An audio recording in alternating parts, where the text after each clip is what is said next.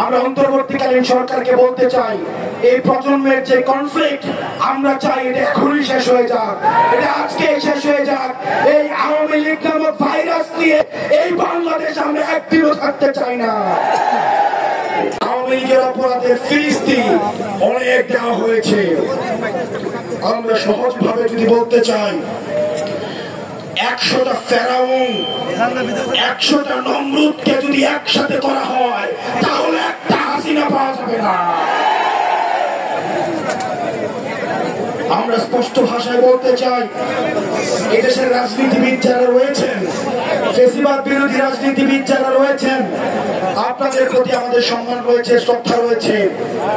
আপনাদের প্রতি আপনাদের দীর্ঘ 1.5 দশকের লড়াই সংগ্রামকে আমরা শ্রদ্ধা জানাই। একই সাথে সাথে এই জিনিসটি আপনাদের কাছে আহ্বান জানাই, এই আওয়ামী লীগের চ্যাপ্টারটা 5ই আগস্ট ক্লোজ হয়ে গেছে, এটাকে রিওপেন করার চেষ্টা করবেন না।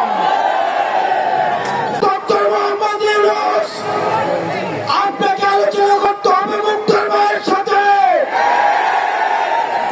আপনাকে আলোচনা করতে হবে স্নিগ্ধর ভাইয়ের সাথে, আপনাকে আলোচনা করতে হবে ওয়াসিমের ভাইয়ের সাথে,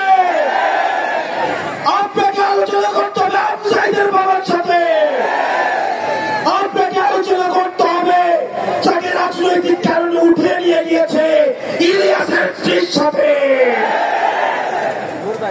সংগ্রামী সহযোদ্ধা, আপনাদেরকে বলতে চাই, শেষ রক্তবিন্দু দিয়ে একজন ব্যক্তি যদি থাকে এখানে, আরো যদি 1 মাস প্রয়োজন হয়, 1 বছর প্রয়োজন হয়, আওয়ামী লীগকে নিষিদ্ধ না করা পর্যন্ত আমরা এই ময়দান ছাড়ব না।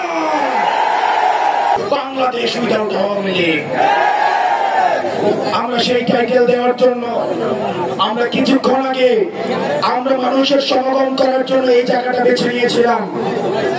আমরা এখন এই জায়গা থেকে আমরা এখন রাস্তা ব্লকেট করব।